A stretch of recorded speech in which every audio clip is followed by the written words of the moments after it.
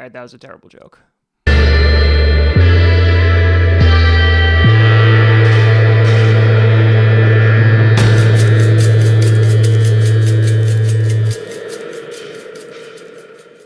Ladies and gentlemen, welcome to another episode of Game of Toms. I am your host, Tom Grossi, and today we are reviewing Game of Thrones Season 6, Episode 7, The Broken Man. Now, I watch Game of Thrones via HBO Go, and getting ready, and lately I've been skipping through the theme song just a little bit, because it's a long theme song, and I'm about to do that this week, and all of a sudden, what's this? A pre-credit scene, and our favorite Hound is back, highly rumored, and I could not be more excited because I have a feeling that it's going to lead up to what the entire internet has been calling for years, the Clegane Bowl.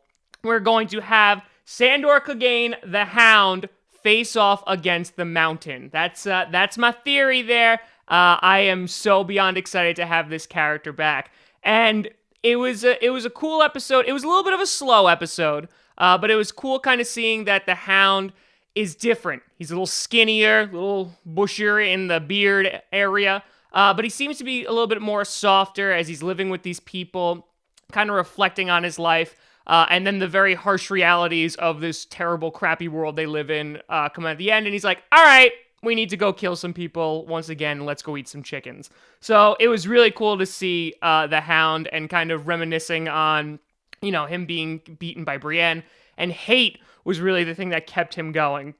So it was definitely a very, very cool way to start and end the episode. We also, the Broken Man, as usually the titles with Game of Thrones episodes refers to a bunch of different people, also referring to Theon as well.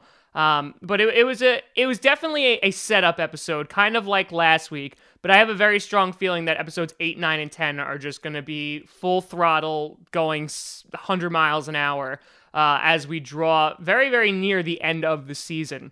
So after we saw the Hound and caught up with them, we saw Margaery again. And there was this question last week that we talked about, is she playing them? There was a feeling that yes, and it turns out yes, she is essentially playing everybody.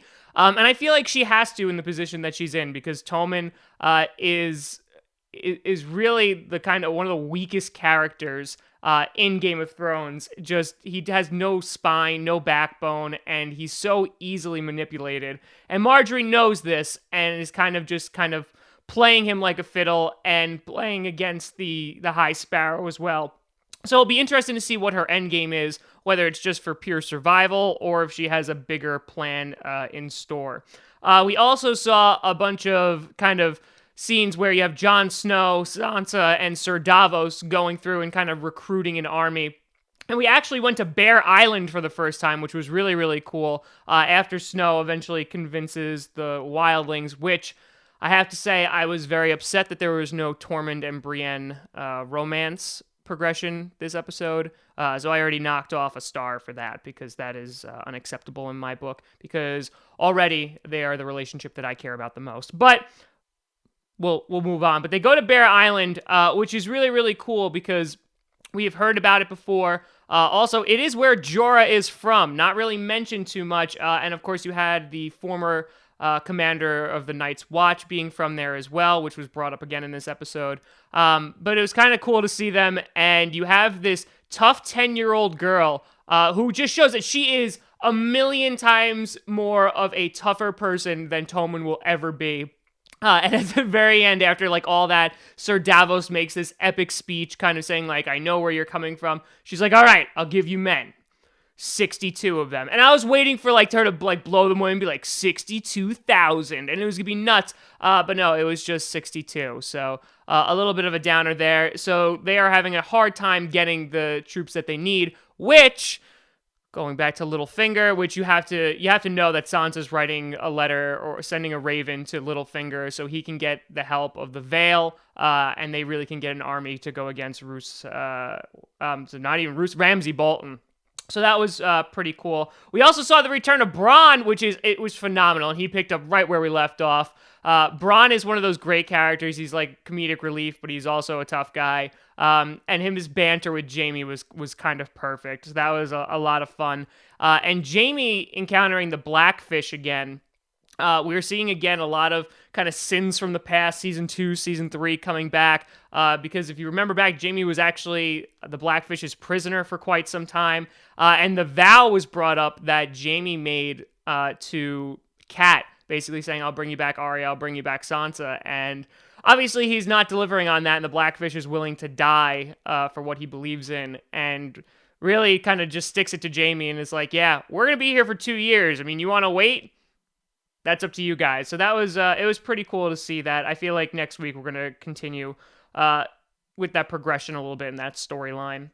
And we also we went back to Theon and Yara. Yara, who's a quite adventurous person, which was cool because we saw a little bit of characterization of Yara, which we don't see too much. She's really kind of been this side character, but she was playing like the worst drinking game ever with Theon because she's like, listen, I know the past 2 years haven't been good necessarily. Yeah, you got your wiener chopped off, and you got made into a slave, and you lost Winterfell, and everyone you ever cared about died. I mean, like, but listen, we all got problems. Just drink. Get some liquid courage. And, like, every time he was about to cry, she's like, drink. It brought me back to my college days. And so the liquid courage essentially worked for him. And you saw, like, that glimmer in his eye that maybe he's really going to start getting back to Theon. But like, let's talk about that for a second. There's also, like, Yara loves Theon, but at the same time, do you really bring your brother who just lost their wiener to a brothel?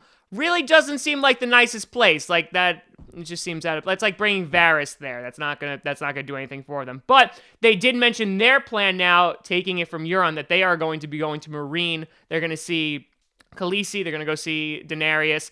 We're interested to see how that plays out. No Daenerys in this episode, which I kind of was okay with. She had her big moment last week. I'm kind of okay with pumping the brakes on her for right now. I feel like she'll be a force to be reckoned with in the next episode. So that was pretty cool. And at the end, you also, before we get to Arya, we had with the Hound, the Brotherhood Without Banners, that's who we're assuming that was, make their entrance, and they're the ones who killed people. So that was pretty interesting to bring them back in the fold. If you don't remember, which I don't blame you if you don't, this is back in Season 2, back in Season 3, when the Hound gets captured by the Brotherhood Without Banners, and he winds up fighting against the guy with the 2 swords. The Hound wins and, like, slices him in half, but then he comes back to life. So that was pretty cool that they got mentioned again. So I'm wondering if they're going to have some influence on the end game here. Because there's not much left. Because if we're breaking down the last few episodes, you have episode 8, which is called No One, which you have to feel that that's going to be a strong Arya episode, which we'll talk about in a second. 9 is the Battle of the Bastards, so that's going to be all Ramsay, all Jon Snow fighting. And then episode 10 is going to be Winds of Winter, which I feel like is going to be potentially the Wall coming down, some White Walker action. So there's really not that much story left to tell this season. So I'm very excited about that. But to kind of focus on Arya for a split second. So she buys her way over into Westeros. She throws some coins to the ship captain and is like, all right, listen, we're leaving. And this is what we've been waiting for, because I have to say, when her storyline started with the Faceless Men, I was like, yes, I am so on board with this. Let her become a super awesome assassin. Let her essentially become Batman and start killing people so she can go out and kill everybody. But it became very, very clear very, very quickly that she was not going to be allowed to be Arya Stark if she was going to be with the Faceless Men. Like, that's their rule. And it wasn't going to work out for her. And I feel like a lot of Arya's story has just been like, all right, she got beat up. Okay, she failed. All right, she's blind. All right, she got beat up again. Oh, now she's not blind. Oh, she failed a mission again. And it just kind of, it didn't have the impact I thought it would have. So I'm excited to see her potentially going back to Westeros. But they pumped the brakes on that a little bit because you see this sweet old lady, and right off the bat, I'm like, no, because there are no sweet old ladies in Game of Thrones. It just doesn't happen. All of a sudden, stab, and I'm like, oh crap, they're gonna kill her off. I was really expecting her to, like, take off a mask and it not be Arya, but it was. You have the chick going after her, stabs her a bunch of times. Arya winds up escaping, but is wandering bloody throughout the streets. So she is really in a bad spot right now. So it'll be interesting to see how she gets her way out of this one. But overall, This episode, again, like last week, was a kind of a lot of setup. And I feel like 8, 9, and 10 are really, really going to be pretty awesome. So if I had to give this a review, I would probably do like another 8.3, 8.5, in that it was really cool to see the Hound again. Arya is starting to make some pretty big steps. And they're really kind of just holding off on this huge battle that's going to occur between Jon Snow and Ramsay with their armies. That'll be the big episode 9 that will occur this season. But let me know what you thought about this episode. Leave a comment down below. Like, subscribe. Do what you gotta do. I can't tell you what to do. Send a raven, all that great, wonderful stuff. Thanks so much for watching Game of Toms. We'll be here again next week to review episode 8. I'm Tom Grossi. See you later.